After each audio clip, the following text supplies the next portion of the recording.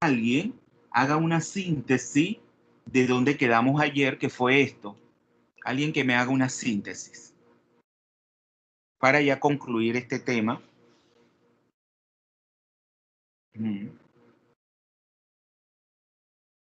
Alguien que haga una síntesis, que no sea Denvers, que no sea Guevara, que no sea John, y que no sea tampoco Tabata. Alguien que pueda hacer una síntesis.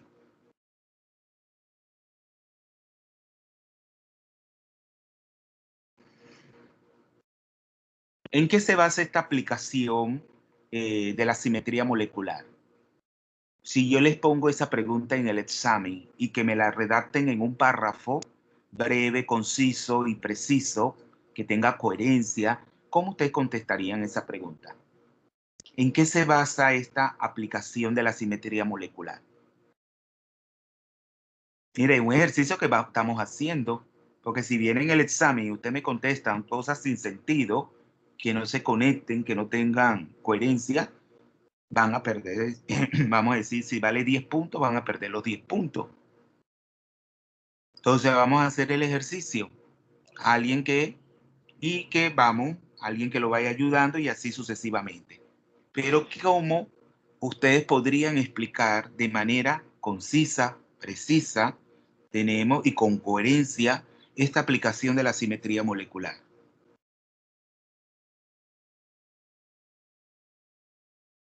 Piensen un poquito. Voy a la cocina a fregar una taza y regreso inmediatamente. Vaya empezando. Este es un ejercicio que usted tiene que plantearse antes de un parcial, porque una pregunta de desarrollo puede ser esa.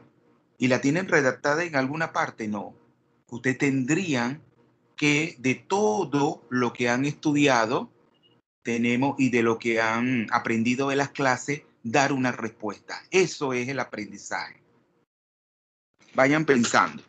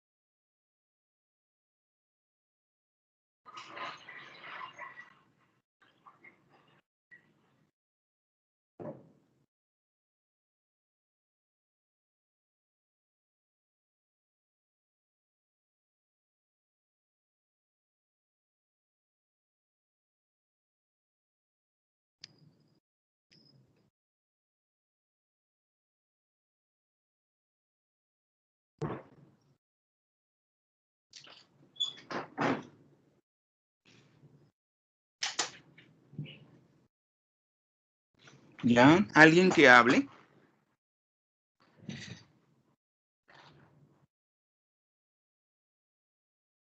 ¿En qué se basa esta aplicación de la simetría molecular? Acuérdense que el objetivo aquí es la construcción de un diagrama de orbitales moleculares. ¿En qué se basa esa construcción de un diagrama de orbitales moleculares?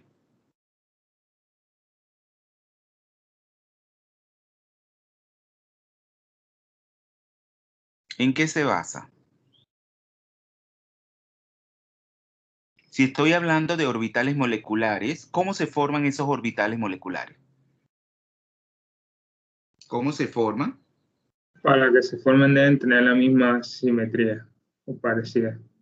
¿Y quién habló? Denver. Denver, siempre Denver. Yo no sé qué va a pasar con con el resto de la clase. Hay notas muy bajas en el primer parcial. Y miren que yo he tratado de que vayan aumentando ese puntaje, pero nada, no participan. Yo no sé qué van a obtener al final, porque por más nota alta que tengan en el laboratorio, no les va a tapar el fracaso. Ujú. Porque acuérdense que la nota de laboratorio es un tercio. Y si salen mal en el semestral y si salen mal en parciales, eso es un fracaso. Matemáticamente eso no da. Entonces, claro, los orbitales, como dice Denver, los orbitales moleculares se forman por el traslapo. También la palabra correcta sería el traslapo, no traslape ni solapamiento. ¿Ah?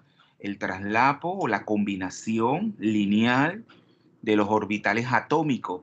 Y esa combinación, como dijo Denver, es en base a qué, Denver? A la simetría que comparten. Claro, a la simetría, por eso que entramos, y a la energía también.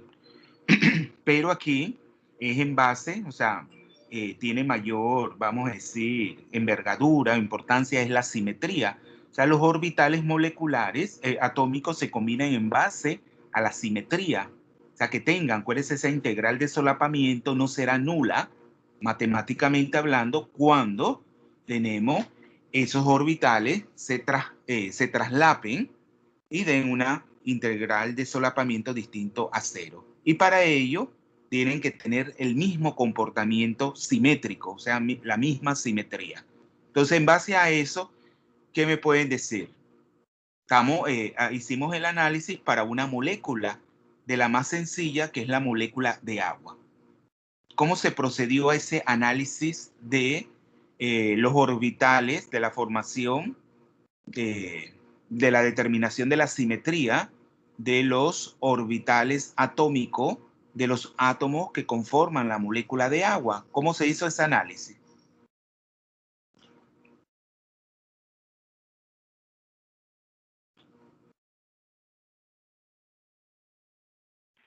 O sea, primero aplicamos las operaciones de simetría a la molécula del agua como un todo.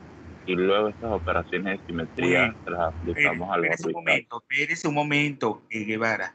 Primero, y como usted dice, pero no lo diga así, tenemos que determinar el grupo puntual de simetría al cual pertenece la molécula, la cual estamos analizando la simetría de sus orbitales, de los orbitales atómicos que conforman, que participan en la formación de los orbitales moleculares.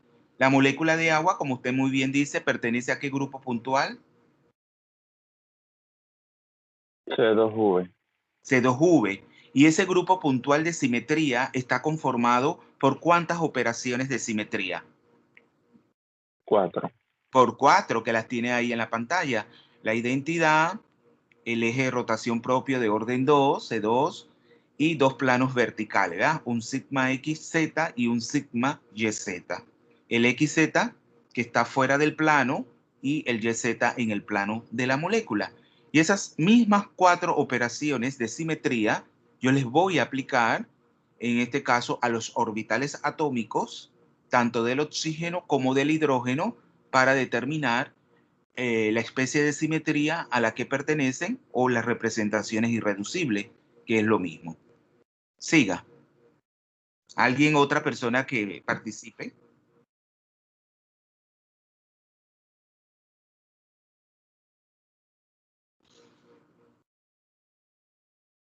Profesor, una preguntita ahí rapidito. Cuando nosotros tenemos una tabla de caracteres, la misma tabla de caracteres te dice cuáles son las operaciones de simetría que tienen esos grupos puntuales, ¿verdad? Claro, eso. Acuérdense que las tablas de caracteres, ellas aparecen en los apéndices. Ellas no están dentro del contenido de los capítulos de un libro o de un folleto. Ellas están, en el caso de mi folleto, yo los puse al final en los apéndices. Así es como aparecen en los libros de química física. Yo les voy a poner, le voy a colgar ese apéndice en el aula virtual, ¿verdad? Que no se lo he colocado. Se las voy a colocar todas las tablas de caracteres. Entonces, esos grupos, cuando usted determina, siguiendo el flujograma, el grupo puntual al cual pertenece la molécula, entonces usted se van a los apéndices y van a la tabla de caracteres del grupo puntual que han determinado y usted va a encontrar todo listado, todas las operaciones de simetría agrupadas por clases de operaciones de simetría, siendo cuáles son los dos grupos los dos grupos puntuales que contienen la mayor cantidad de operaciones de simetría dentro de sus Los, tablas de caracteres. Ya yo se los los dije. cúbicos y los octaédricos. No, dentro de los cúbicos están el tetraédrico. Acuérdate, tanto el tetraédrico como el octaédrico se clasifican como grupos cúbicos. ¿Ya? Como grupos cúbicos. O sea, así se le llama. Fíjense que la inorgánica tiene una base sólida en las matemáticas y en la física. O sea, bueno, hablando geométricamente, tanto el grupo de simetría octaédrico como el tetraédrico se conoce en forma genérica como grupos cúbicos de simetría. Lo comprendió, no es que el grupo, ¿cómo lo dijo inicialmente? Porque Pensaba que el cúbico y el tetraédrico eran diferentes. no, no, no, porque no hay ningún grupo de simetría que sea, o sea, que se llame cúbico per se. Es cúbico en forma genérica, ¿verdad? En forma genérica, tanto el grupo de simetría, el grupo puntual de simetría tetraédrico, como el octaédrico, están dentro de un grupo más genérico que sería el cúbico. ¿Ya? Sí, profe. Otra pregunta, aprovechando que estamos hablando de las tablas caracteres que se encuentran en los apéndices.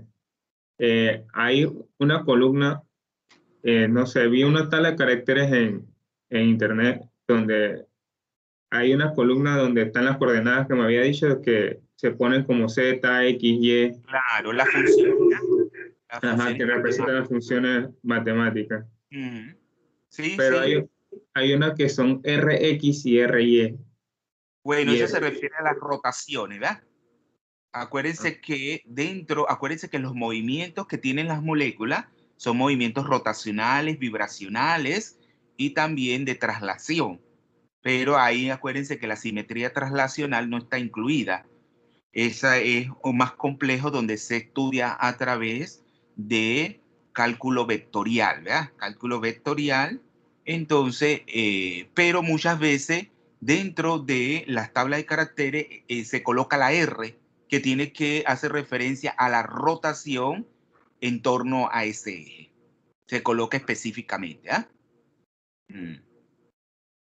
¿Lo entendió? sí, profe, gracias. Sí, hace referencia a la rotación. Pero acuérdense que cuando ustedes estudian las espectroscopías, porque hay espectroscopías rotacionales, vibracionales, dentro que causan esos movimientos en las moléculas al aplicársele un determinado tipo de energía. Nosotros, años anteriores, este tema era mucho más complejo, yo lo daba. Acuérdense, se lo pueden decir los estudiantes que están repitiendo el curso y se le daba la aplicación de en las espectroscopías vibracionales, o sea, a través de la teoría de grupo determinábamos qué vibraciones eran activas, tenemos en el infrarrojo y cuáles eran activas, tenemos en el Raman. Entonces, eso físicamente tenía que ver con cambios en el momento dipolar o con la polarizabilidad de la molécula. Pues físicamente, ¿ven? La parte matemática y la parte física.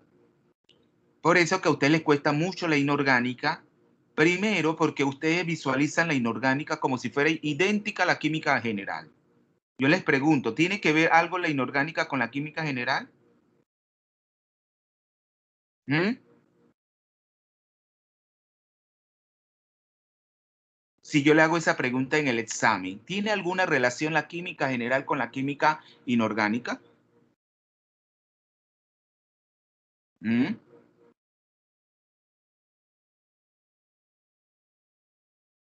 Claro que sí, tiene mucha relación, pero ustedes en la química general todo lo ven de manera muy general, muy por encima, no ahondan en ningún conocimiento. Por eso se llama química general. O sea, no profundizan. Ya entonces a partir del segundo año, ustedes los cursos lo dan de manera más especializada, donde ya ustedes tienen que cambiar el chip. Ya usted no pueden, te tienen que vamos a invertir más tiempo en esos conocimientos, o sea, porque ya ustedes se van a la raíz, ya se desglosa la química inorgánica, química orgánica, la química analítica, la química física, la bioquímica y otras más, ¿verdad? Y otras más, la química toxicológica, más especializada, ¿verdad? La geoquímica que dieron con la profesora Laila. La geoquímica es un curso bastante fuerte. Pasa que la profesora Laila, como, bueno, ella sabe cómo son ustedes, ella lo suaviza, pero la geoquímica, el esposo de ella es profesor de física y se especializó en hidrología. Y él me lo dice, Mario, es que la química ahí es complejísima. Él tiene una empresa, él es empresario, el esposo de la profesora Laila, se dedica a encontrar agua subterránea y todo eso hay una aplicación de la química bien profunda porque son matrices complejas, lo que es la tierra, o sea, el subsuelo es una matriz compleja, hablando químicamente.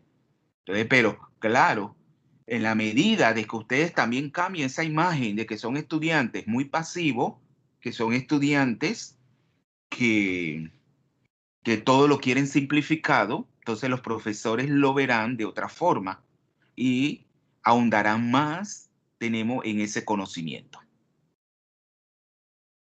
Entonces, alguien que siga explicándome, ya dijimos muchas cosas sobre esta aplicación de simetría. ¿Qué fue alguien que me explique sobre ese proceso de determinación de la simetría de los orbitales atómicos, del oxígeno y y en esta molécula poliatómica, qué se hizo con respecto a los átomos de hidrógeno? ¿Se les visualizó en forma individual o se visualizaron como un fragmento, ¿verdad?, conformado por esos dos hidrógenos que participan a través de sus orbitales atómicos 1s, pero antes tenemos de combinarse con los orbitales atómicos del oxígeno? ¿Qué ocurre ahí? Alguien que me explique todo eso.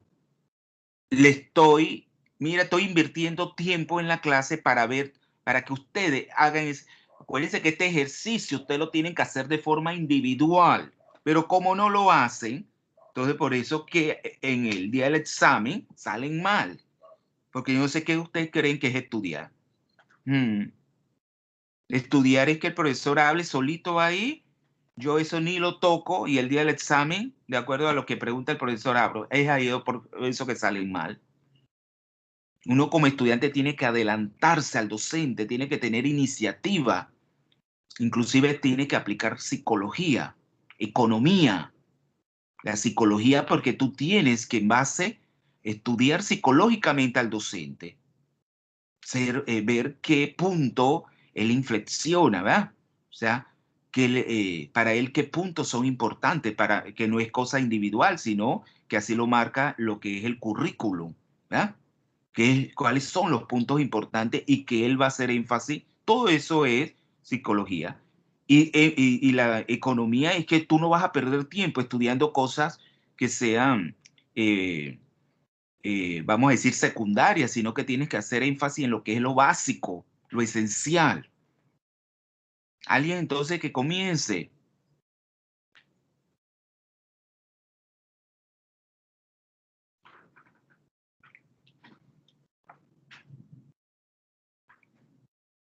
¿Qué ocurre con cuáles son los orbitales del oxígeno, atómicos del oxígeno que participan de la formación de los orbitales moleculares en la molécula de agua? ¿Cuáles son?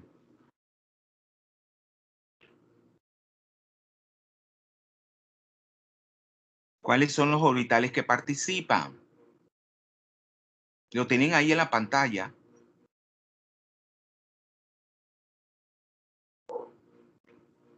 Los 2S, los 2PZ, 2PX y 2PY. Exacto, mira, tenemos el orbital. A diferencia de los orbitales P, ¿verdad? En este caso, todos los orbitales están en el nivel de energía 2, como lo marca ese coeficiente 2. ¿Qué diferencia tiene, Memo, matemáticamente hablando, tiene el orbital S con respecto a los P? Su simetría. Asimetría. En cuanto a, Es esférico el S. claro, tiene una simetría esférica con respecto a su núcleo. Vemos al núcleo, en cambio, bueno, al núcleo del átomo. pero los orbitales P, bueno, tienen simetría esférica y simetría cilíndrica en torno al eje internuclear del enlace, pero los orbitales P están matemáticamente alineados en una de las coordenadas, ya sea X, la Y y la Z. Puede ser que también tienen simetría cilíndrica, pero es alrededor de un eje, que sería el eje Z, el X y el Y. Pero cuando yo les voy a aplicar las 4 operaciones de simetría, ¿qué determino? Que el orbital S y el orbital PZ se comportan de la misma manera. Ellos son completamente simétricos con respecto a todas esas operaciones de simetría, que son 4, dándonos una representación irreducible o una especie de simetría a su 1. Por eso que ellos se pueden combinar. Ellos se pueden combinar linealmente, se pueden traslapar para formar, tenemos orbitales que son de naturaleza sigma y no de naturaleza pi. Luego el orbital P sub X y el P sub Y, cuando yo le aplico esas 4 operaciones de simetría, dan la misma especie de simetría. No. No, ¿qué ocurre ahí? Ahí observamos en la tabla de caracteres y para el PX obtenemos una irreducible P sub 1 y para la PY una B2, que es la que no es enlazante. O sea, ambos orbitales son monodegenerados, ¿verdad? Por lo dice la letra B, pero se comportan de manera distinta a lo que es simétricamente con respecto a la rotación, con respecto al eje, ¿vea? Al eje C2 o a los planos verticales. Uno es simétrico y el otro es antisimétrico. Entonces de ahí nos queda claro que uno de esos orbitales atómicos, que en este caso sería el P sub Y o el P sub X. P sub Y. El P sub Y queda como un orbital molecular no enlazante porque él no se va a adaptar a ninguna simetría de otro orbital para formar orbitales moleculares. Ahora alguien que me explique, no está ahí, pero alguien que me explique qué ocurre con los orbitales atómicos de los hidrógenos. ¿Qué hicimos ahí?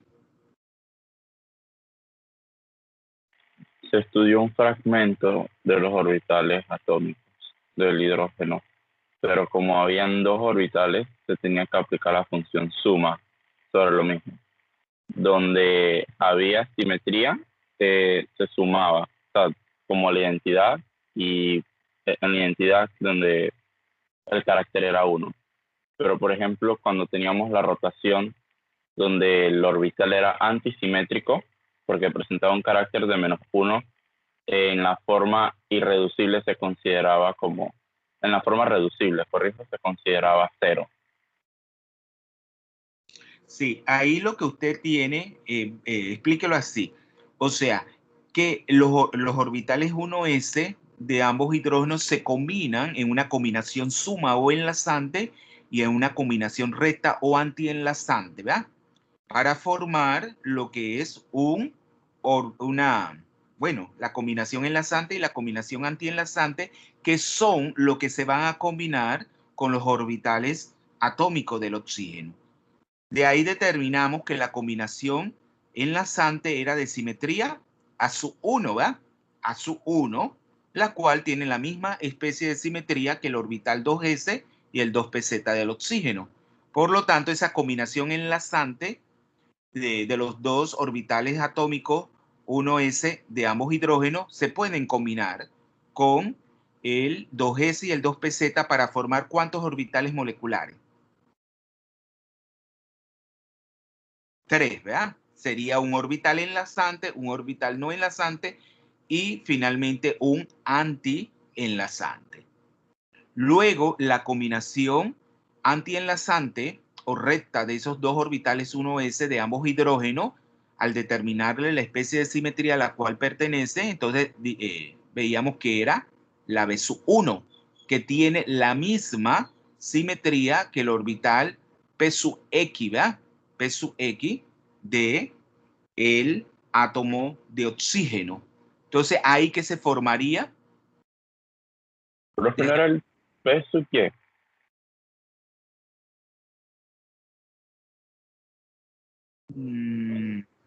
No, el P sub Y, acuérdense que el P sub Y, bueno, el P sub, el 2P, ahí lo dice, al final dice, as veo fácilmente K, ¿verdad? Y se dice que el 2P sub X como B sub 1 y el 2P sub Y como B sub 2. Entonces, si nosotros vamos a correrlo hacia atrás, veíamos, yo lo estoy diciendo de manera, ay, perdón.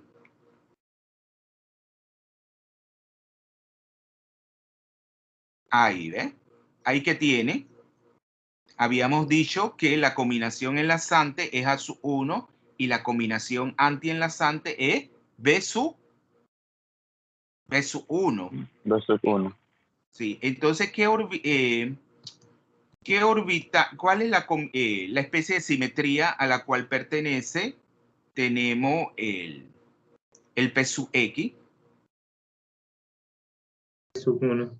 B sub 1. Entonces se va a combinar es con el orbital atómico del oxígeno P sub X, ¿verdad? Que tiene esa misma especie de simetría.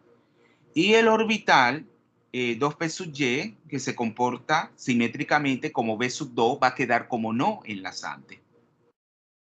Entonces, claro, acuérdense que a la construcción del diagrama de orbitales moleculares, acuérdense que esto es un diagrama en términos de energía relativo. No estamos determinando la energía absoluta de cada uno de esos orbitales moleculares. Para ello tendríamos que utilizar química computacional, ¿verdad? Un programa computacional para determinar la energía de cada uno de esos orbitales moleculares. Pero basándonos en cuestiones de simetría, o sea, en teoría de grupo, nosotros podemos hacer este diagrama cualitativo. Acuérdense que en los extremos que irían los orbitales atómicos que participan en la construcción de los orbitales moleculares.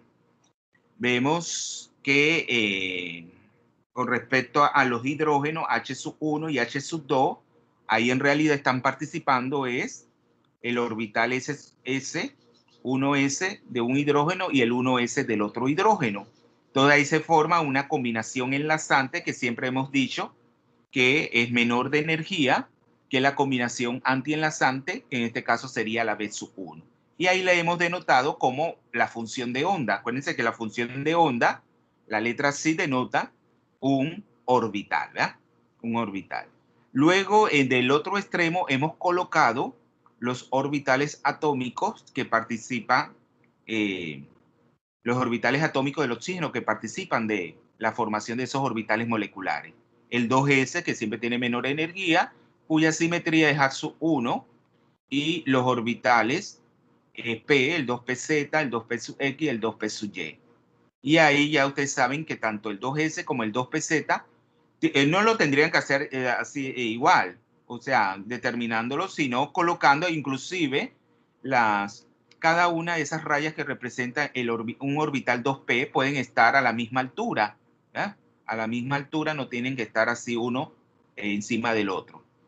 Y el 2PZ y el 2S, que tienen la misma especie de simetría sub 1 que la combinación enlazante de los orbitales 1S de los hidrógenos, entonces forman el 1A sub 1. Acuérdense que esos orbitales tienen simetría sigma, pero ahí la hemos denotado con la misma especie de simetría de los orbitales atómicos. Entonces sería 1A sub 1, que ese sería el orbital molecular enlazante de más baja energía.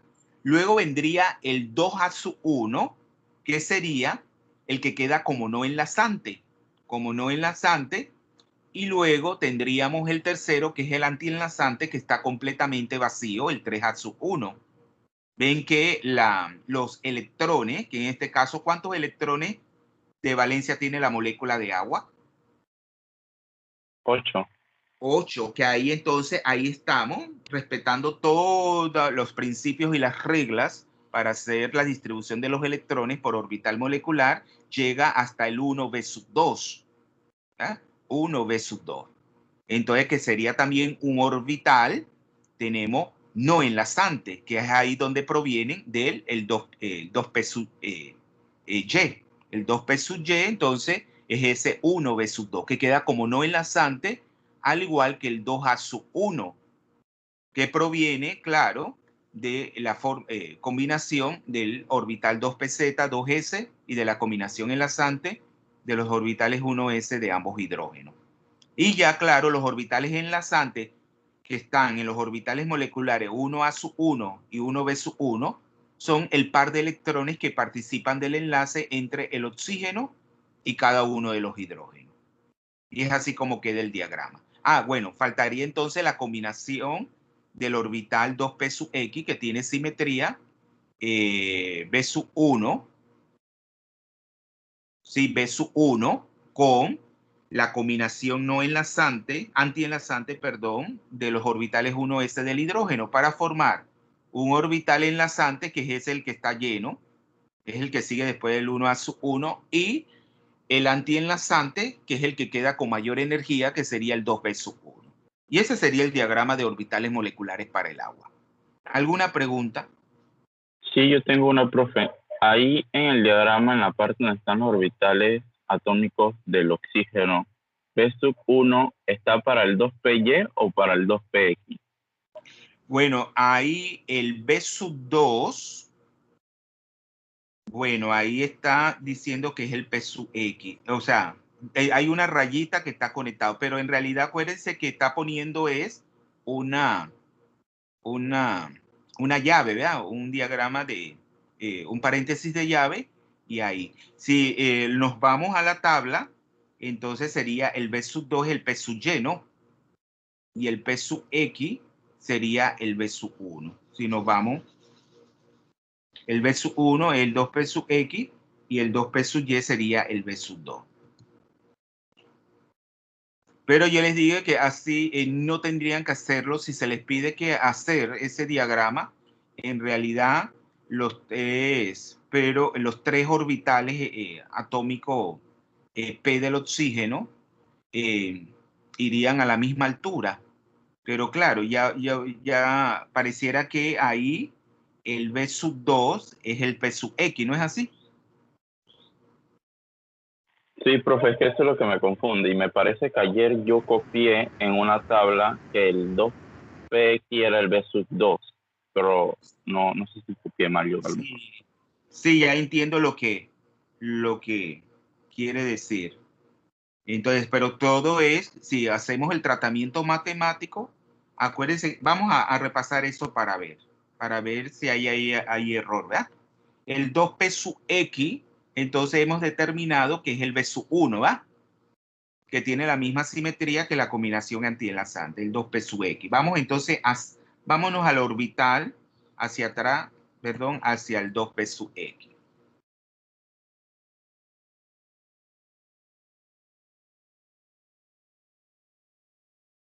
Es el 2pz, el 2p sub x.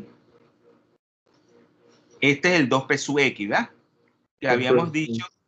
Ahí dice 2p sub y. Ah, ya. Y ahí Sí, pero tengo ahí tiene abajo. un error. Sí, ahí hay un error, que abajo es 2p sub y en la misma tabla, ¿verdad? En la misma tabla. Sí, vamos a ver. P sub x dice representación gráfica. Sí, eso es lo que, por eso que voy a. El 2p sub y es este, ¿verdad? Es el que está fuera del plano. Fuera del plano. El que fuera del plano no era el X, profe. Bueno, sí, es este, el X.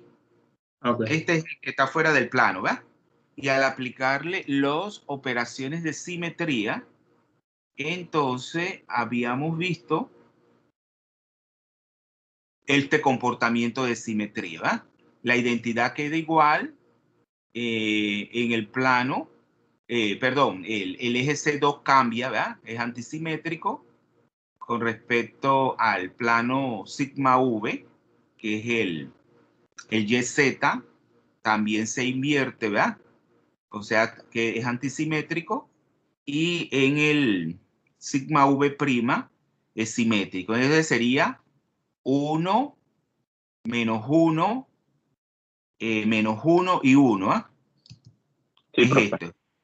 Entonces, Ajá. abajo es que está el error, que ahí es 2p perdón, arriba, no es 2p sub y, sino 2p sub x. ¿Lo ves? Dice, Sí, efecto de la profe. operación sobre el orbital no es 2p sub y, sino 2p sub x. Ahí hay un error. ¿Ya? Ujú. Hay una tabla donde los tenía todos, donde tenía el 2S, esa Ahí, tablita. Ajá.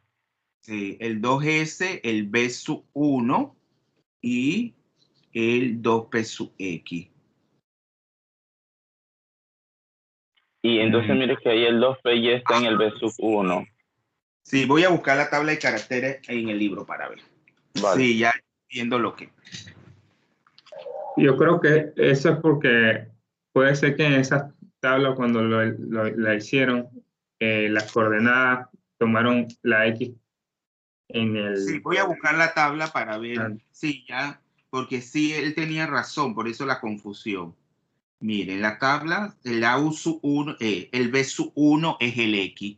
Ahí hay error también, porque el B sub 1 es X, ¿verdad? El P sub X. Y el B sub 2 es el P sub Y. Ahí hay error también en la tabla. Esta, ¿lo ven?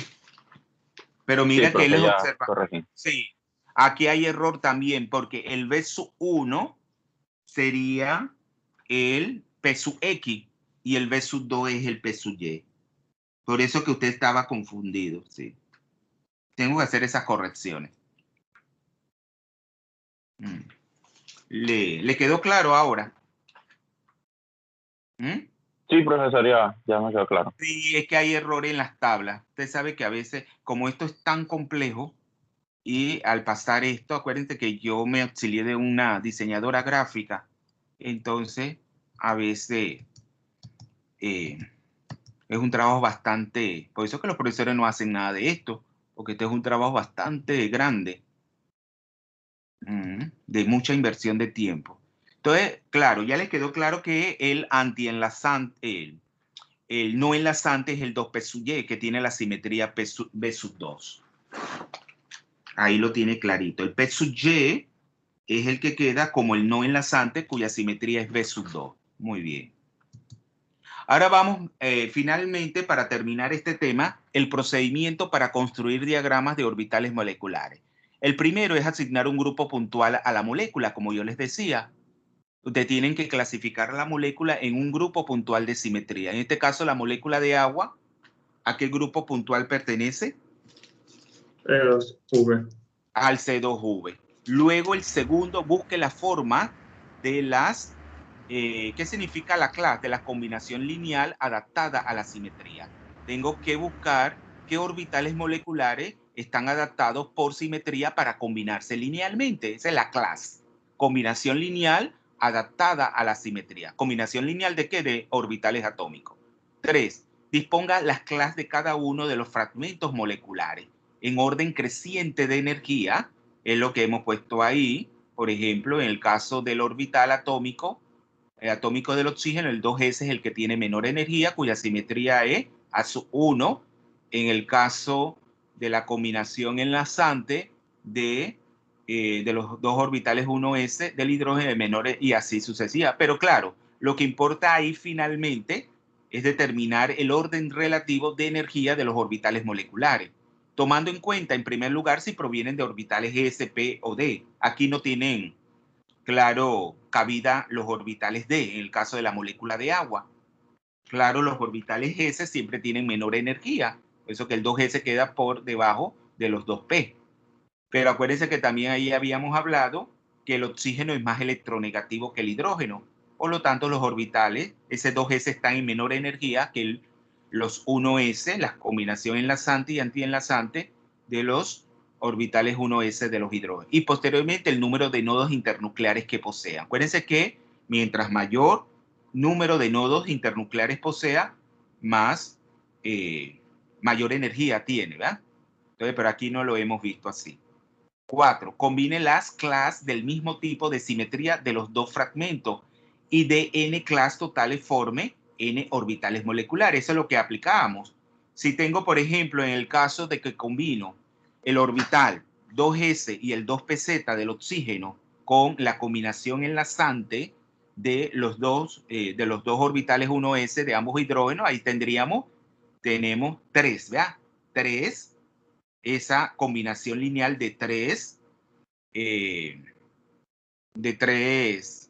orbitales, en la cual uno es una combinación, por lo tanto se van a formar n orbitales moleculares, que ahí veíamos que se forma el orbital enlazante, el orbital no enlazante y el antienlazante. 5. Estime las energías relativas de los orbitales moleculares a partir de las consideraciones de traslapo y de energía relativa de los orbitales que lo formaron, y trace los niveles en un diagrama de niveles de energía de orbitales moleculares, mostrando el origen de los orbitales, o sea, de qué orbitales atómicos provienen. Y 6. Confirme, corrija y revise este orden cualitativo llevando a cabo un cálculo de orbitales moleculares mediante el uso de programas de cómputo, que los hay comerciales. Esto lo tendrían que hacer los profesores de química física, usar estos programas de cómputo para que ustedes determinen pues estas energías absolutas de estos orbitales, basándonos pues en la mecánica cuántica, porque para determinar esa energía, claro que ustedes no lo van a hacer de forma manual, son cálculos complejos que lo harían estos programas. ¿Alguna pregunta? Sí, yo tengo una pregunta, profe. Dígame. Es sobre la parte de cuando determinaron la forma reducible, a partir de las irreducibles. Sí, esta. Ajá, exacto. Sí, En la, en esa parte, yo veo como que multiplicamos entonces 4 por 1 y ya sé de dónde vienen esos 4 y 1, pero en la fórmula hay otro valor, o sea, como que se debería multiplicar 3 cosas. Pero como ahí la clase de operaciones de simetría es 1, ¿cuál es el número? El ejemplo de identidad, solamente hay una clase de operación de simetría en el C21, en el sigma XZ1 y en el sigma VYZ. Por lo tanto, ahí es 1 y no se coloca. Sería Okay, 4 sí. por 1. Porque ahí acuérdense que si usted busca la fórmula, dice la C elevado a la R es el número de miembros de la clase a la cual pertenece esa operación. Pero en cada una de esas clases de cada una de esas clases a la cual pertenece esa operación, ¿cuál es el número de miembros? 1. Por lo 1, tanto, entonces está obvio. ¿ya lo vio? Sí. Por lo tanto, en todo es 1, pero en algunas tablas más complejas no va a ser 1. Entonces ahí tendría que ir, si es 2, tendrían que colocar el 2. Esa es la Ok, eso hace referencia a las clases, al número de clases que tenga por cada operación. el número de miembros que tenga esa clase de operación de simetría a la cual pertenece la operación en cuestión. Porque claro, para determinar el número de veces que está contenida cada una de esas representaciones irreducibles en la representación reducible, tendríamos que verlo.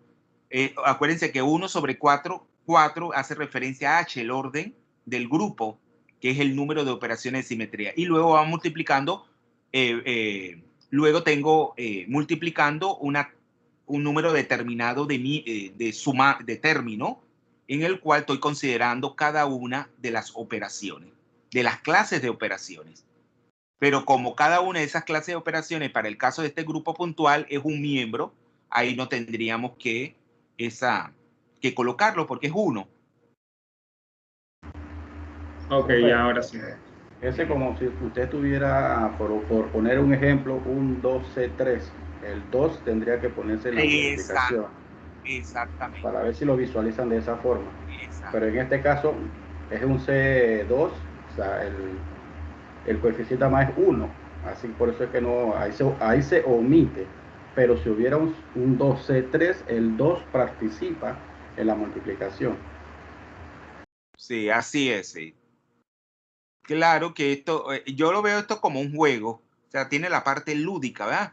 O sea, claro que tiene una base compleja, pero esto es lo bueno de este conocimiento, que la teoría de grupo se utiliza de una manera utilitaria, o sea, y se ve como un juego que, claro, que usted tiene que tener los conceptos claros para poder determinar, o sea, las conclusiones correctas. Porque aquí el objetivo final es construir un diagrama de orbitales moleculares. Mm. Ok, ahora sí, profe. Gracias. Sí, vamos entonces al siguiente tema. Vamos a cerrar aquí. Yo voy un momentito al baño y entonces vamos a iniciar. Voy a cerrar aquí y vámonos con el segundo. Esta se la tengo que cargar, pero como estoy haciendo algunos cambios porque esto lo tengo que sintetizar también. Pero claro, esto tiene lo suyo también. Acuérdense que la química inorgánica no es sencilla. Esto también tiene sus cosas complicadas, pero complicadas en el sentido de que tienen que tener los conceptos claros porque si no se van a enredar. Se van a enredar y para eso vamos a comenzar lentamente para que ustedes le queden esos conceptos fundamentales claros y que no se confundan a medida que se va ahondando en el tema. Voy al baño y regreso.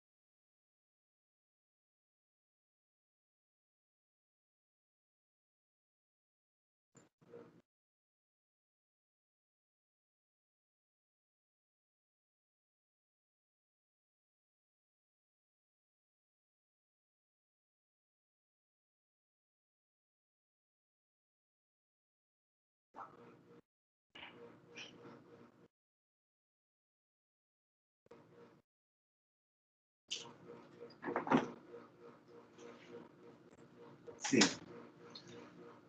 Claro, vamos a entrar entonces a un tema que son los mecanismos de las reacciones de los compuestos de coordinación. Cuando ustedes se vayan a estudiar un doctorado en química inorgánica, vamos a decir, lo que se decidan por esa especialidad, hay grupos de investigación que se dedican exclusivamente a dilucidar los mecanismos de las reacciones que presentan, bueno, la química inorgánica. O sea, es todo un tema de investigación bastante complejo porque tiene que hacer uso de muchas técnicas. Por ejemplo, técnicas espectroscópicas, por ejemplo, también estudios sobre estereoquímica, ¿verdad? Y también lo que son estudios, por ejemplo, cuando ustedes determinan lo que es la ley de velocidad, ¿qué hacen? O sea, van cambiando las concentraciones de los reactivos para ver qué efecto tiene eso sobre la velocidad de la reacción. Entonces, claro, los mecanismos de las reacciones, ¿a qué hace referencia? Cuando usted le hablan de un mecanismo de la ¿A, reacción, a cuáles son los pasos o procesos por los cuales atraviesan los reactivos para transformarse en productos, los estados de transición, etcétera? claro, el mecanismo hace referencia a la serie de pasos elementales que van de los reactivos a los productos. Pero eso no es sencillo. Acuérdense que una cosa es determinar los pasos elementales, en la cual hemos dicho que el paso elemental más lento es el que determina lo que es la velocidad de reacción. Porque claro, ese paso elemental más lento está relacionado, usted lo mencionó, ¿a qué? ¿A qué, Guevara? Al estado de transición, que es el estado donde hay... Claro, al proceso de activación de la formación del de estado de transición, o también se le llama, también, ¿con qué otro nombre se le llama ese estado de transición? al estado de ruptura y formación de enlace, me parece. No, se le llama complejo activado. Anótenlo ahí. Decir estado de transición es lo mismo que decir complejo activado. Entonces, claro, una cosa es que el mecanismo, en este caso vamos a determinar que el mecanismo sea asociativo, disociativo o de intercambio, y otra cosa es determinar, tenemos cuál es la naturaleza de ese proceso de activación del paso determinante de la velocidad, que puede ser asociativo o disociativo. Entonces, eso lo tenemos que ver con lupa, o sea, porque no es lo mismo. O sea, en términos, uno se le llama mecanismo estequiométrico y el otro se le llama el mecanismo íntimo. ¿Ven la diferencia entre un mecanismo estequiométrico y un mecanismo íntimo? Alguien ahora que me lo explique.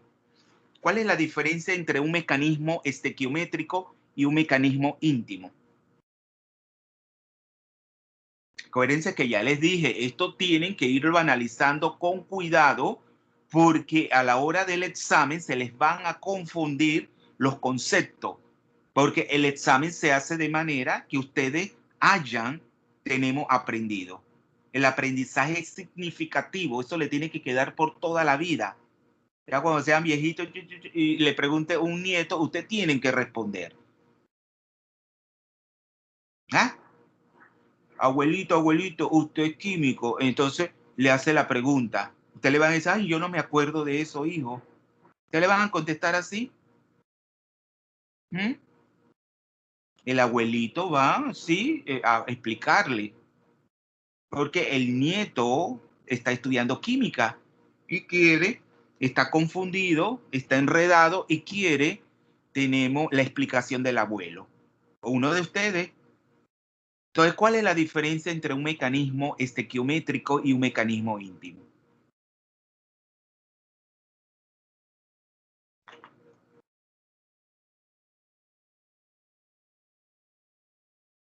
Rigoberto, quería hablar. Rigoberto, ¿está presente? Castillo. Rigoberto.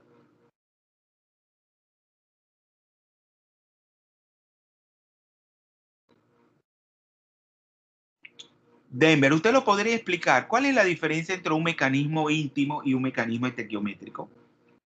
Bueno, partiendo de los conceptos, sería que el mecanismo estequiométrico está más relacionado con la composición.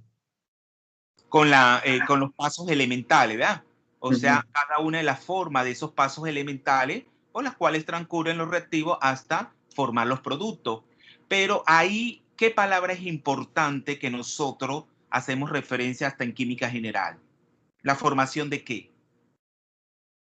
Al ir de los reactivos, al ir de los productos que se forman y que desaparecen durante el transcurso de la reacción. El complejo activado. ¿Cómo? El complejo activado. Claro, ¿y cómo se le llama a ese complejo activado de estado de transición?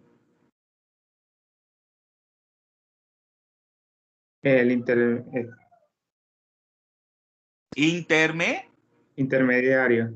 Intermediario, vio que lo sabe, intermediario. Entonces, claro, hace referencia a esa forma que nosotros vamos a ver, si aumenta o disminuye en el número de coordinación. O es un proceso concertado donde simultáneamente se está rompiendo el enlace del ligando saliente y se está formando el enlace del metal con el ligando entrante. ¿Ya? Entonces, son tres tipos de mecanismos. Tenemos estequiométrico, el mecanismo asociativo, el disociativo y el de intercambio o el concertado. Muy bien. ¿Y cuál sería entonces a qué hace referencia el mecanismo íntimo?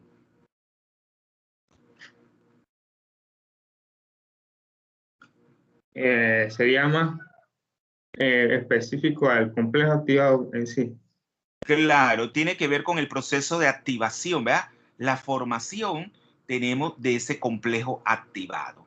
Se hace referencia, tenemos a la naturaleza de ese complejo activado, en donde se da una dependencia, tenemos con la concentración del ligando entrante o una no dependencia, sino que depende más bien de la ruptura del enlace. Entonces estamos viendo, entonces nos concentramos es en ese complejo activado o en ese estado de transición. Muy bien. Entonces ven que siempre nosotros hemos hablado de un perfil de reacción en donde se ve la variación de la energía potencial a través de la coordenada de reacción. Entonces, ¿quién me puede explicar? Que ya lo veíamos en el capítulo de reacciones inorgánicas, este perfil tenemos de reacción. ¿Quién me lo puede explicar? En base a lo que ven ahí.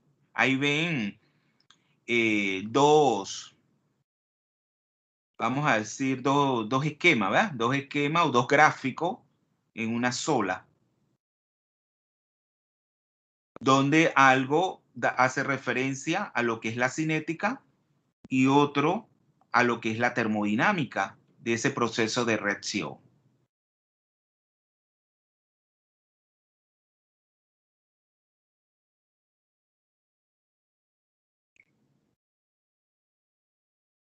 Acuérdense que A, ¿verdad? A y A sub prima sería A el reactivo y A sub prima el producto. E igual en el otro gráfico, B sería el reactivo y B sub prima es el producto. Ven que delta H hace referencia al cambio de entalpía, a la diferencia de energía entre reactivo y producto. Entonces, eso hace referencia a la termodinámica. O sea, esa diferencia de energía entre reactivo y producto tiene que ver con la termodinámica. En cambio, la diferencia de energía entre A y B y lo que es el complejo activado, vemos, o acá hemos puesto pues se da la detección de un intermediario, entonces eso es lo que es la energía de activación que hace referencia a la cinética. O sea, en la medida de que esa energía de activación la podemos disminuir, entonces el proceso será más rápido. Entonces no tiene que ver con la termodinámica, sino con la cinética, con la rapidez. Eso lo vamos a ver luego con un efecto. ¿Han escuchado del efecto trans? Para usted, ¿qué es el efecto trans? Y que en su día tuvo mucho que ver con la síntesis de un complejo de platino antitumoral. Es decir, que tenía una aplicación para el tratamiento de los tumores cancerígenos. Mira la aplicación de la química inorgánica en la medicina. ¿Mm?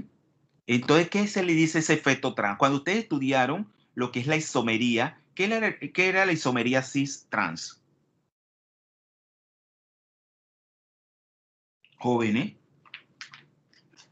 fíjense que no pueden olvidar nada porque tienen que ir relacionando los conceptos. Cuando yo hablo del efecto trans, en esto de reacciones, mecanismos de reacciones, de sustitución de ligando, porque esto lo que vamos a ver en primer lugar es una sustitución de ligando. Un ligando sale, por eso que hablamos de un ligando saliente, y un ligando cambia para ocupar ese sitio de coordinación, ¿verdad? Que sería el ligando entrante. Entonces, claro, lo vamos a ver tanto en complejos plano cuadrado como en complejos octaédricos. O sea, uno con número de coordinación de 4 y otro con número de coordinación de 6. Entonces, si estamos hablando de un complejo cuadriplanar y estamos hablando del efecto trans, y que ese efecto trans es de naturaleza cinética y no termodinámica, ¿a qué hace referencia?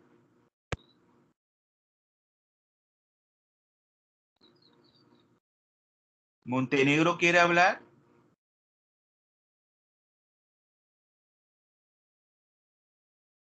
Montenegro, Joel. La verdad no, profe. ¿Está entendiendo? Sí. Sí. Entonces, ¿a qué hace referencia ese efecto trans? Si estamos hablando de un ligando que va a salir para que entre otro. Y que hemos dicho que es un efecto, es un efecto cinético y no termodinámico. Bueno, eso lo vamos a ir viendo. Son preguntas que les voy haciendo. Profe. Cierre el micrófono. Sí, dígame. Ese efecto Sigistran es de acuerdo al tipo de reacción que se va a dar, que casi siempre se da en la SN1, que va a depender del ataque del nucleofílico. No. Ya sé, o sea, está confundido. O sea, acuérdense que estos procesos, cierra el micrófono, John.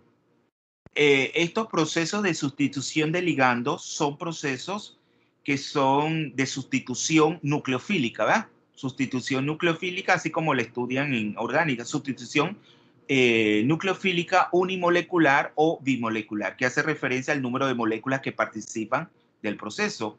Uno, participan 2 moléculas, en el otro caso es una, o sea, es independiente, ¿verdad? Del ligando entrante. Entonces, en este caso no es eso, sino que dentro de ese proceso de sustitución nucleofílica, donde un ligando entra y un ligando sale, ¿cómo eso influye? Es lo que yo le decía, el ligando que está trans a ese ligando que va a salir va a tener una influencia cinética, pero esa influencia cinética, ¿cómo está determinada? Porque mientras mayor efecto trans tenga el ligando que está trans al ligando saliente, va a ser más fácil. Por el impedimento estérico.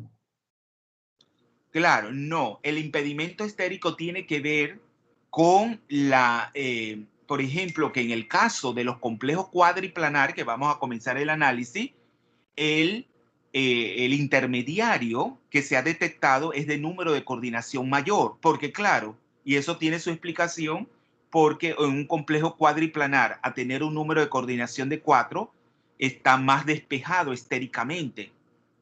Y por lo tanto, ahí se da un aumento del número de coordinación en la formación del intermediario en lo que es el mecanismo estequiométrico. A diferencia de los complejos octaédricos, al tener un mayor número de ligandos, entonces se favorece el intermediario con un número de coordinación menor, o sea, la salida, o sea, un proceso que se le llama disociativo, que lo vamos a ver. Entonces, pero no se preocupen, eso lo vamos a ir viendo, pero yo les voy haciendo preguntas para que vayan relacionando. Entonces, claro, nosotros ya habíamos visto los términos de labilidad e inercia y los términos de estable e inestable. Los cambios cinéticos siempre se refieren a modificaciones en la energía del complejo activado, o sea, lo que es la energía de activación.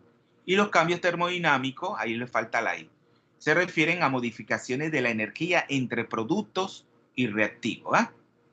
Entonces, claro, el término lábil e inerte hace referencia a lo que es la cinética. Cuando decimos un complejo es inerte, es que no tiende a dar esa reacción. Porque eso lo medimos ahora, como lo vamos a ver, a través de el término que es de vida media.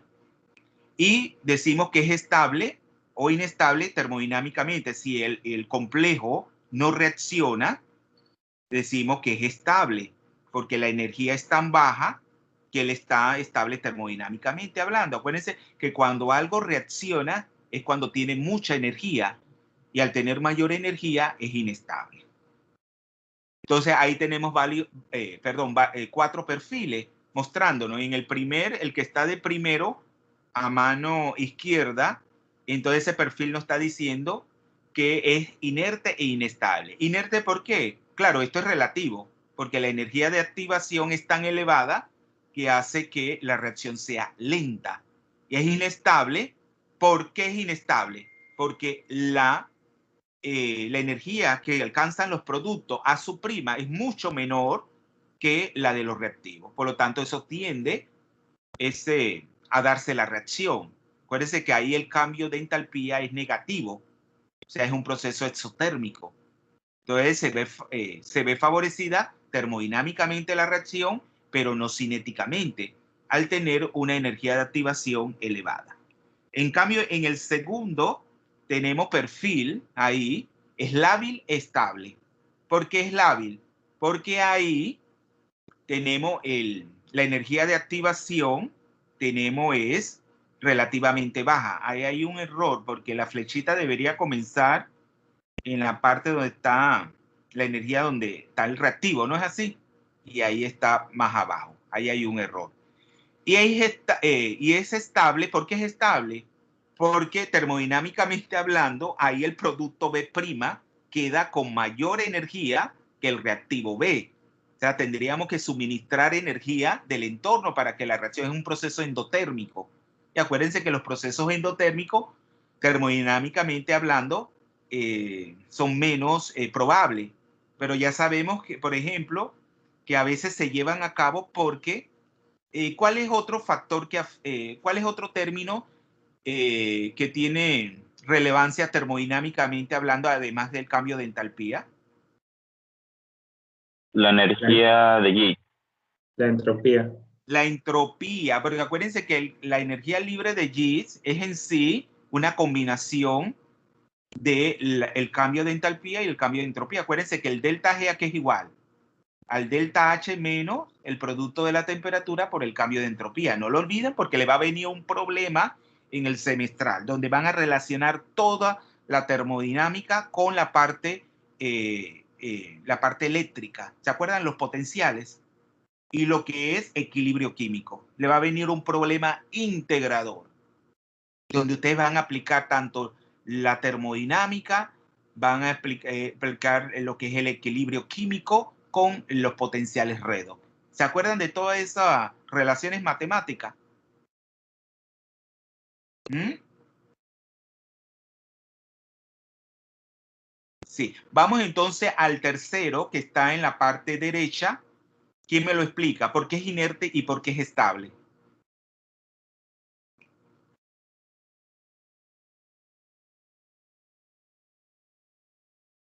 ¿Por qué es inerte y por qué es estable? Inerte porque ven que la energía es relativamente grande. La energía de activación, que es la energía que separa el reactivo del complejo activado estado de transición, y es estable porque ya lo habíamos dicho. El C', que sería el producto, queda con mayor energía que el reactivo. O sea que sería un proceso endotérmico. El cambio de entalpía es positivo. Y en el último que observan, ahí que es lábil, tenemos e inestable.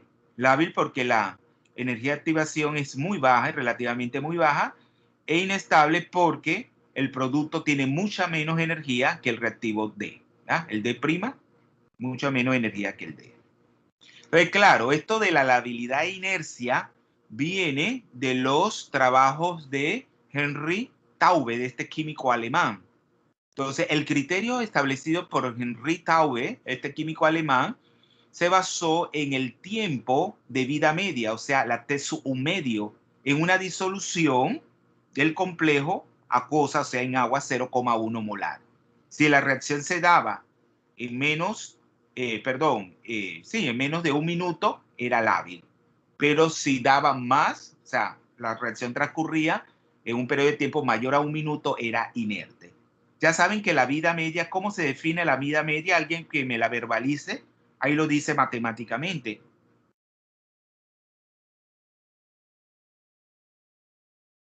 ¿Qué es la vida media? Cuando ustedes estudiaron cinética en primer año, ¿todos dieron cinética en primer año? Sí, en el segundo semestre. Sí. Entonces, ¿qué es el periodo de vida media? Y la determinaron para reacciones de primer orden, para reacciones de segundo orden, reacciones de cero orden. ¿Qué es el periodo de vida media? Acuérdense que ese es el concepto, el criterio establecido por Henry Taube para decidir si un compuesto es lábil o inerte frente a una determinada reacción, a un tipo de reacción. Bueno, como se ve en la ecuación, sería el tiempo necesario para que se alcance la mitad de la concentración que teníamos inicialmente. Claro, el periodo de vida media, que es un tiempo, es el periodo en el cual la concentración del reactivo disminuye a la mitad, o sea, al 50%. Ese es el periodo de vida media. Entonces aquí le están diciendo algunas aseveraciones. En general, los compuestos de la primera serie de transición son lábiles, ¿ya? Excepto el cromo 3 y el cobalto 3. Eso tiene una explicación. Entonces lo van a investigar. Van a investigar por qué todos los compuestos de elementos de la primera serie de transición, acuérdense, la primera serie de transición son los que están abarca los orbitales en el tercer nivel de energía, son los 3D, ¿verdad? Entonces, pero no el cromo 3 y el cobalto 3. Entonces van a investigar por qué. Porque esos dos iones, vemos, se apartan de lo que es la habilidad. Y luego los compuestos de la segunda serie de transición suelen ser inertes. Entonces la segunda, acuérdense que ya no sería el 3D, sino el 4D. Y la tercera sería el 5D, ¿verdad? Los electrones ya abarcarían orbitales en el quinto nivel de energía. Entonces, es lo que le decíamos, las reacciones de sustitución de ligando son las primeras que vamos a estudiar. En una reacción de sustitución de sustitución de un ligando Y, en una reacción de sustitución, un ligando Y, ¿verdad? Desplaza, o sea, Y sería el ligando entrante, desplaza a un ligando X de la esfera de coordinación de un complejo. Ahí se hace, mira, tan sencillo como eso. O sea, Y es el ligando entrante y X sería el ligando saliente. Ahí le dicen grupo, pero es ligando, ¿eh? Entonces, la velocidad de reacción viene definida por la velocidad de desaparición del complejo inicial. Claro, en ese proceso, en esa reacción de sustitución, tenemos el reactivo que es el complejo inicial, que él va desapareciendo para formar el producto, ya con el ligando entrante formando el enlace coordinado. Las reacciones que se producen con exceso de Y se conocen como de pseudo primer orden, dado que la concentración de Y viene englobada en la constante, que es la constante observada. ¿Quién me lo explica? Voy a buscar algo en la cocina y regreso. Alguien que me explica, acuérdense que esto es la ley de la velocidad. Acuérdense que la ley de la velocidad, vemos, es en sí una ecuación diferencial. Se lo veían en primer año. Y que luego esas ecuaciones diferenciales, cuando se integraban en un periodo de tiempo, entonces veíamos, era la dependencia, o sea, ya la constante, o sea, cómo iba variando la concentración del reactivo o de los reactivos en torno al tiempo. Porque cuando nosotros vemos la ecuación de velocidad, ahí no hay tiempo. ¿Lo ven? No hay tiempo ahí. La variable tiempo se obtiene al integrar la ecuación diferencial que abarca la diferencial de la concentración del reactivo con respecto al tiempo. Entonces, alguien que me explique eso ahora, porque dice, las reacciones que se producen con exceso de Y se conocen como de pseudo primer orden, dado que la concentración de Y viene englobada en la constante, es decir, en la constante observada de velocidad.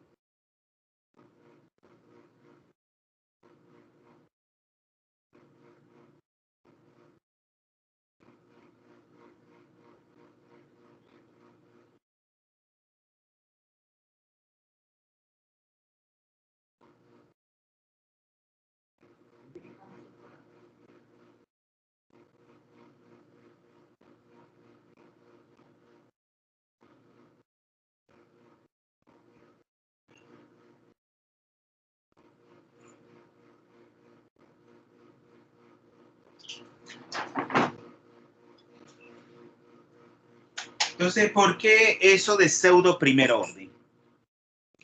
Porque si estamos viendo la ecuación de arriba, ¿cuántos reactivos tendríamos, jóvenes? ¿Cuántos reactivos tendríamos? 2.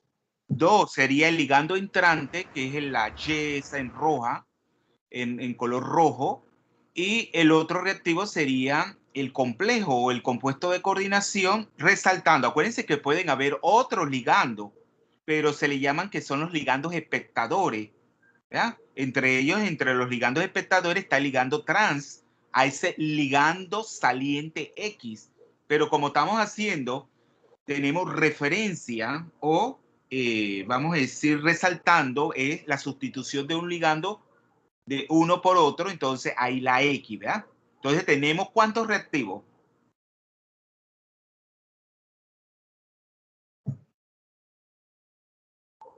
¿Cuántos reactivos?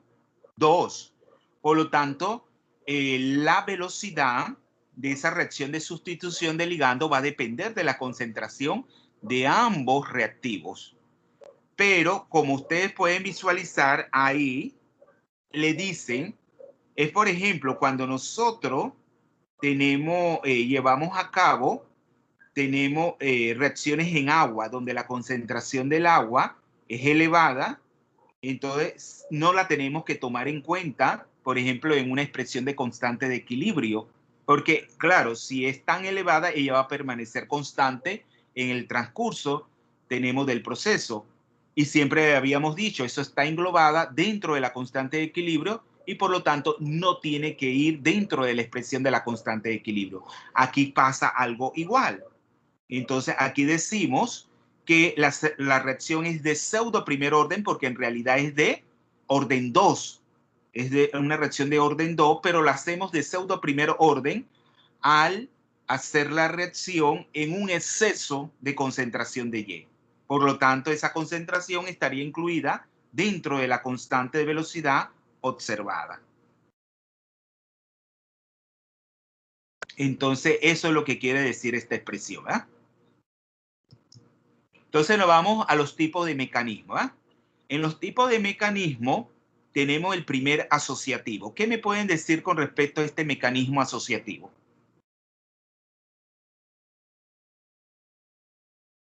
Vean la ecuación. Vean la ecuación. Igual mx más y. Entonces quedaría ahí. Eso que es x, que está entre paréntesis de llave, x-m-y. ¿Qué es eso? El complejo de activación, el complejo activo.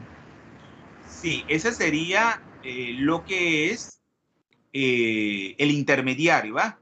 Eso sería el intermediario. El intermediario XMY sería el intermediario y que luego entonces en un segundo tenemos, en una segunda etapa, sale entonces el ligando saliente X y queda el ligando saliente Y. Pero ¿qué observan ahí que con respecto a ese intermediario en el complejo, la formación de ese intermediario en este mecanismo asociativo? ¿Qué ustedes me pueden decir? ¿Qué pasa ahí?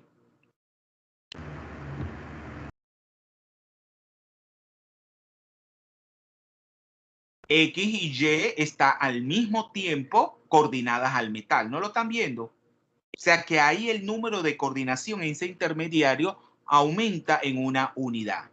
Por ejemplo, si es de 4 en un complejo plano cuadrado, va a aumentar a 5, ¿va? Va a aumentar a 5.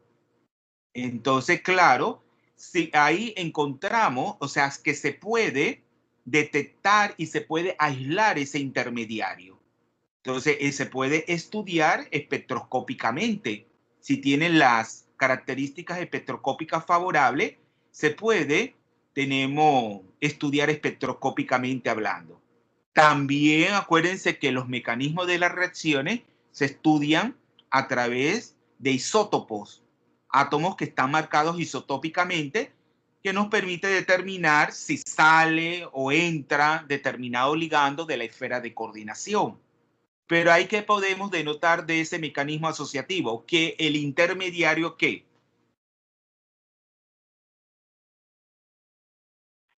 Aumenta su número de coordinación. Aumenta el número de coordinación en una unidad. Muy bien. Pero, y entonces, la constante de velocidad observada, mire que tienen esa forma matemática. Eso no lo vamos a derivar, porque este no es un curso de química física. Ya en los cursos de química, acuérdense que esto no es sencillo. Derivar eso involucra matemáticas. Y ya usted yo creo que están bastante cansados de las matemáticas, ¿no? También derivar eso y que nos tomaría tiempo matemáticamente, solamente no se lo tienen que aprender de memoria, pero la constante de velocidad observada involucra la constante de velocidad de esos tres procesos. Acuérdense que el proceso, el primero puede ser reversible, ¿ya?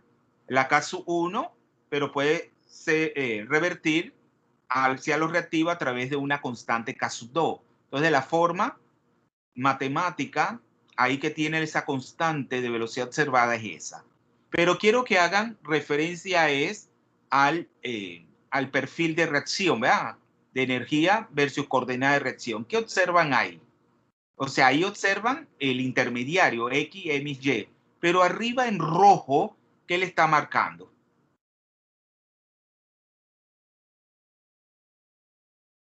Jóvenes.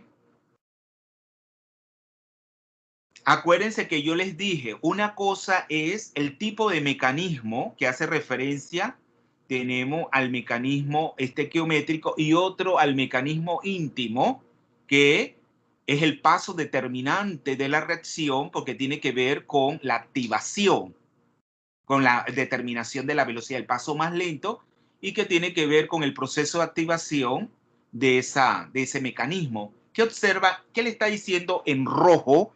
Y que están utilizando esas líneas entre esos puntos entrecortados, o sea, esa línea entrecortada. La formación y la ruptura de los enlaces. Claro, explique un poquito eso, Denver, porque ya yo se los había dicho, pero ya usted lo olvida. Por eso que se les vuelve a reforzar, porque eso de segurito viene en el examen.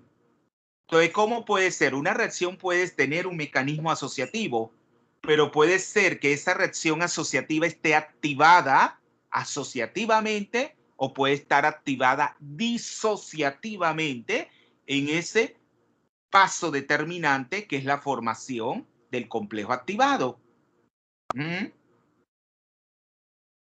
Entonces, ¿qué observan? Cuando tienen X-M y la línea entrecortada Y, ¿qué le está diciendo ahí? ¿Qué le dice esa? En cambio, si tienen la X con la línea entrecortada AM y guión Y, ¿qué diferencia hay entre una forma y la otra? La primera es asociativa y la segunda sería la parte disociativa. ¿Y por qué usted ha llegado a esa conclusión?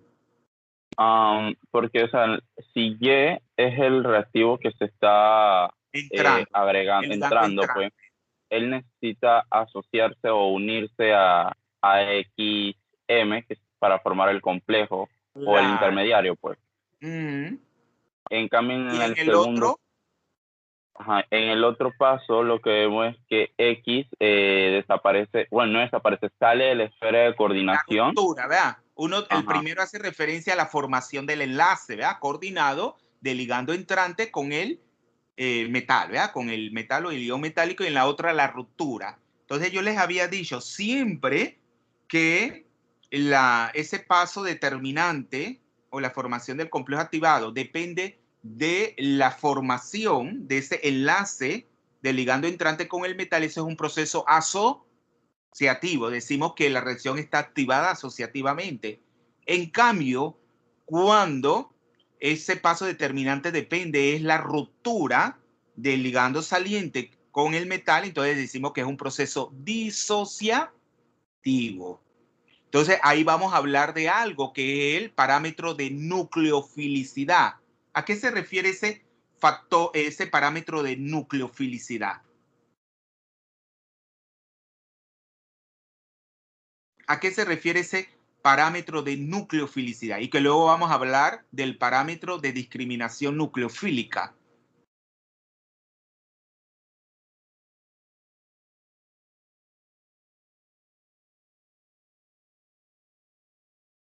Acuérdense que mientras mayor, o sea, ¿qué mide un factor de nucleofilicidad?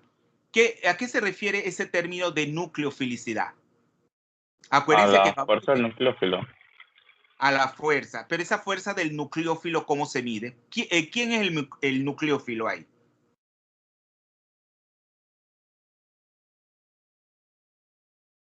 ¿Cuál de las especies que participa? Y, que es el ligando entrante, ¿verdad? Entonces, ese ligando entrante, que es un nucleófilo, filo es afinidad por un núcleo. ¿Por qué? ¿Qué tiene Y? ¿Qué tiene Y? Pares de electrones. Claro, es una base de Lewis, ¿verdad? Es una base de Lewis que busca un núcleo, o sea, el metal que tiene un orbital vacío para coordinarse.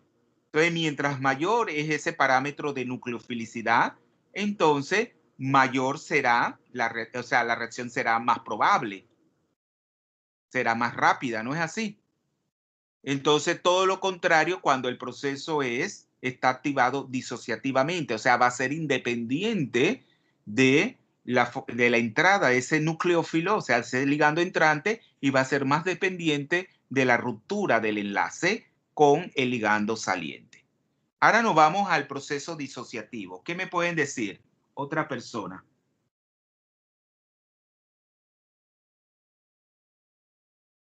Denver tiene 5 puntos por todas sus, porque acuérdense que, bueno, Denver nunca me pide puntos, pero Guevara siempre me escribe. ¿Verdad, Guevara? Bueno, tiene que ser así, tiene que defender lo suyo, ¿no? Porque acuérdense que Denver tiene 5, Guevara también tiene 5. 11, 5 y 13, 5. Y a John John vamos a ponerle 2 porque John John ha intervenido varias veces para 2 puntos, ¿verdad? Cómo me gusta poner puntos, pero si no se los ganan, ¿cómo los puedo poner? Dígame. Después dirían, el profesor es un tonto. No, porque así es el hombre. Entonces, ¿quién me explica ese proceso disociativo?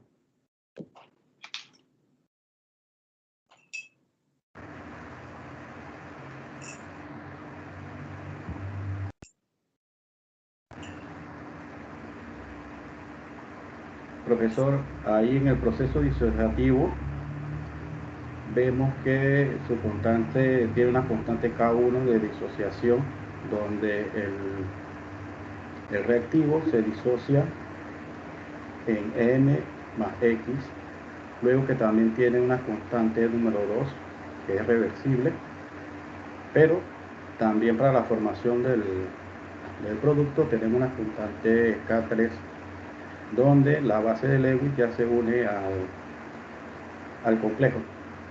Claro, ahí lo que tienen, ven que ahora sale completamente el ligando saliente de la esfera de coordinación, o sea que el intermediario ahí sería M, ¿verdad?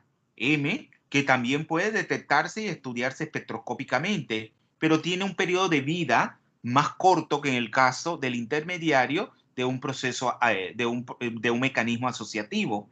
Entonces, aquí la particularidad es que ambos mecanismos, tanto en el asociativo como en el disociativo, podemos detectar un intermediario, cosa que no ocurre cuando el proceso es de intercambio, que es el que vamos a ver ahora. Pero entonces, en una primera etapa, denotada como caso 1 por esa constante, y por caso 2 si se da de manera reversible, entonces es la salida de la esfera de coordinación del ligando saliente X, y que claro, ahí el intermediario tiene un número de coordinación menor en una unidad. Acuérdense que ahí hay más ligando, pero solamente estamos haciendo referencia a X, que es el ligando saliente, y Y, que es el ligando entrante. No se hagan la idea, porque si fuera así, sería monocoordinado el compuesto, ¿no es así? Pero sabemos que vamos a estudiar en qué tipo de compuesto de coordinación vamos a estudiar estos mecanismos. ¿En qué tipo de compuesto? ¿Con qué número de coordinación?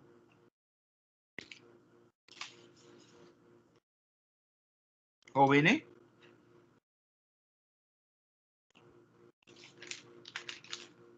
Yao Yancy.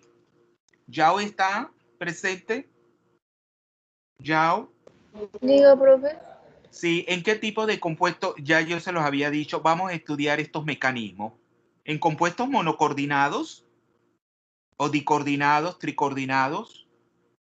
No, ¿verdad? ¿En qué tipo de compuesto? Dígalo para ponerle punto.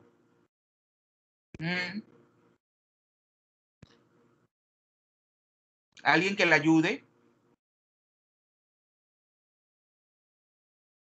Mira, cuando llamo así nombres, no es porque hacerlos quedar mal, sino quiero que darles punto. Ya como no son voluntarios, he llamado también, así mismo he llamado a Castillo Rigoberto, he llamado también a Montenegro Joel, creo. También llamé a Otero Jennifer y no me respondieron. Ni para decirme, no, profesor, no quiero participar. Entonces, ¿quién quiere decirlo? Para darle 2 puntos. John, dígalo usted. Serían de 2 hacia adelante. No, yo dije 2 No. números específicos. Y además de decir los 2 números, dije la geometría. ¿Alguien que lo diga? Tabata.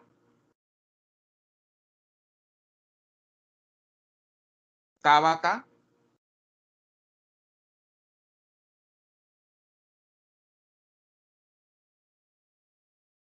Oiga, le dije que en complejos tetracoordinados, específicamente en los complejos cuadriplanares y en los complejos octaédricos.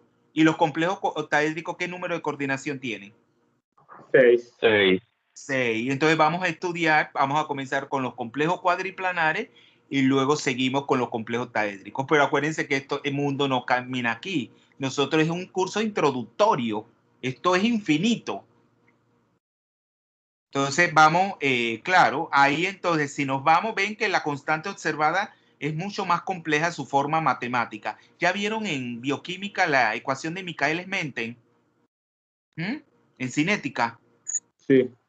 ¿Ya la vieron? ¿Se les fue fácil? Cuando el proceso enzimático es competitivo o no competitivo, todos esos mecanismos. No profundizamos mucho en este aspecto, más fue la parte teórica de las enzimas. Pero era cinética, ¿verdad? Estudiaron la cinética de las enzimas. Entonces, Profesor, una pregunta. Dígame. En el primer proceso que era el asociativo, ahí donde está la parte que es como, no sabría llamarlo si es como el gráfico o la representación de las energías de la reacción.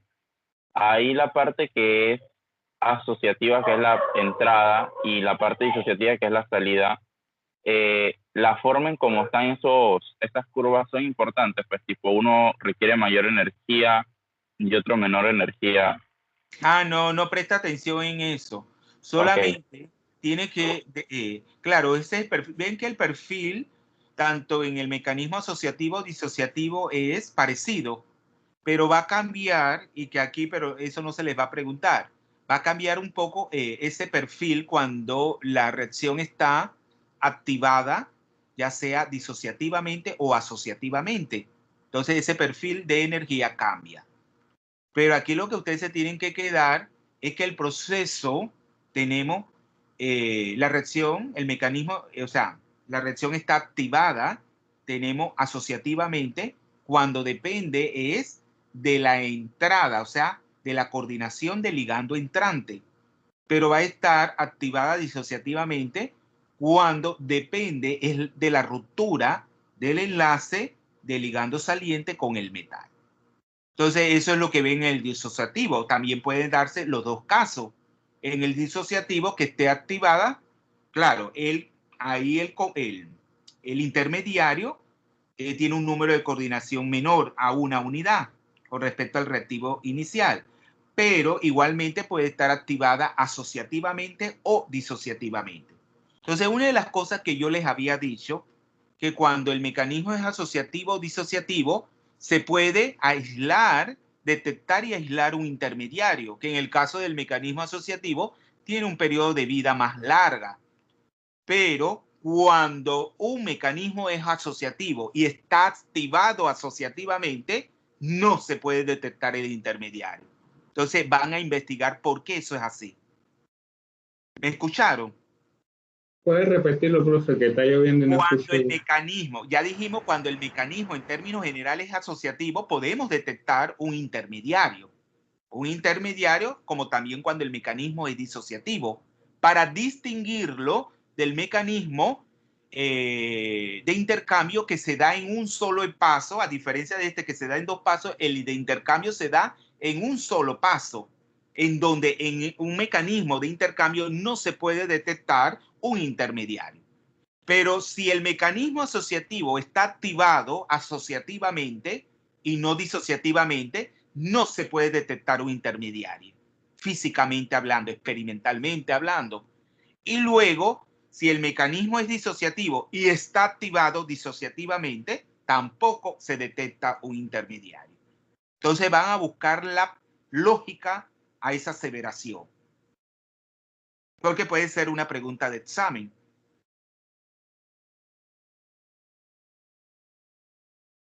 ¿Lo copiaron, Sí, jóvenes? profesor. Acuérdense que el mecanismo puede ser asociativo, disociativo o de intercambio, como vamos a ver. Pero además del mecanismo per se, estamos hablando de la activación, que tiene que ver con el complejo activado, en ese paso determinante de la velocidad de la reacción. Entonces, cuando la reacción tiene un mecanismo asociativo y está activada asociativamente, no se detecta intermediario desde el punto de vista experimentalmente hablando. Y cuando el mecanismo es disociativo y está activada disociativamente, igual no se puede detectar intermediario. Bueno, vamos a dejarlo hasta aquí. Ya la siguiente semana sí vamos a ir más rápido, porque vamos a ir retomando muchas veces los mismos conceptos. Eso para hacerle fácil la comprensión de este tema y que vamos a ver los aspectos básicos que son los que van a venir en el examen. Acuérdense que esto es de los compuestos de coordinación, no estamos hablando de mecanismos de reacciones, de otro tipo de reacciones que veíamos en capítulos anteriores.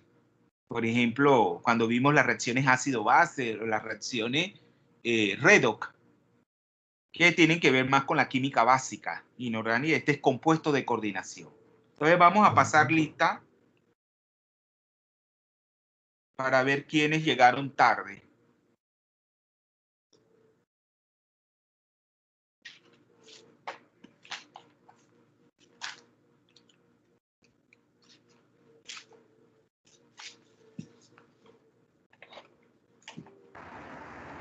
Profesor, la presentación la puede colgar. Sí, acuérdense que sí, ya la colgaré el fin de semana, ¿yo? Porque tengo que hacer algunos cambios. Es que esta presentación tengo que hacerle cambios. Mira que luego tengo otro donde reforzamos lo mismo, pero inclusive esto de los mecanismos tiene la parte termodinámica dura, blandamente, volumen y entropía de activación positivo, pero eso no vamos a entrar porque la termodinámica esa es bastante compleja. Siempre la inorgánica, le dije, ahí está la parte que es muy matemática, muy física, pero no podemos siempre, o sea, en detalle porque además abarcaríamos un tema durante todo el semestre. Entonces, pero sí la voy a colgar. Por lo pronto vayan leyendo el capítulo. ¿Lo están leyendo? El capítulo que les colgué de mecanismo. Sí, Sí, profe. profesor. Vayan leyendo porque ahí les van explicando muy eso, cómo se utiliza, por ejemplo, los isótopos marcados, cómo se utiliza esto, los estudios isotópicos, etcétera, para determinar lo que es la naturaleza del mecanismo. Entonces es bien importante. La lectura es importante. 9, Cedeño Susan llegó. Presente, profesor. Sí.